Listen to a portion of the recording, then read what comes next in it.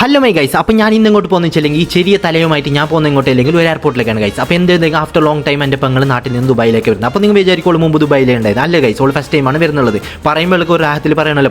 അങ്ങനെ നേരെ ഈ പാഞ്ഞുകൊണ്ട് പോകുന്നത് എന്ന് വെച്ചില്ലെങ്കിൽ എനിക്ക് എൻ്റെ പെങ്ങളെ പറ്റി ഭയങ്കര ഇഷ്ടമാണ്. എന്ന് വെച്ചില്ലെങ്കിൽ എൻ്റെ ഉപ്പാൻ്റെ മോളാണ് എൻ്റെ പെങ്ങൾ, അളിയൻ്റെ വൈഫാണ് എൻ്റെ പെങ്ങൾ. അങ്ങനെ പെങ്ങളെ പറ്റിയിട്ട് പറയാനൊക്കെ ഒരുപാട് വാക്കുകളുണ്ട്.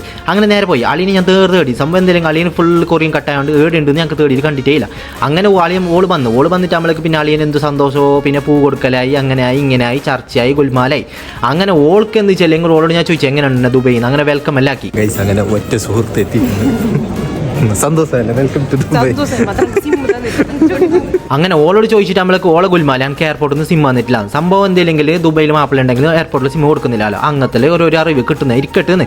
അങ്ങനെ നേരെ ഓളെ വിളിച്ചോണ്ട് എങ്ങോട്ട് ഒരു ജ്യൂസെല്ലാം മേങ്ങി കൊടുത്തിട്ട് ഫുള്ള് നടത്തിച്ച് എങ്ങോട്ടെല്ലാം ഗോൾഡ് സൂക്കിലെ ഇരിക്കട്ട് വന്നല്ലപ്പാ. അങ്ങനെ ഇപ്പോൾ കണ്ടെങ്കിൽ ലായർത്ത് വന്നതിനോണ്ട് ഫുള്ള് ഫ്രീ ഉണ്ടായി. അങ്ങനെ ഫുള്ള് ഇങ്ങനെ നടത്തിച്ച് ഒരു ഓളിച്ചാൽ ഞങ്ങൾക്ക് ഉച്ചക്ക് വന്നില്ല. അങ്ങനെ പൈച്ചിട്ട് കഴിഞ്ഞില്ല. അങ്ങനെ എന്താക്കി പിന്നെ എന്താക്കുന്നത് എന്തെങ്കിലും ഒന്ന് മേങ്ങി കൊടുക്കണമല്ലപ്പാ.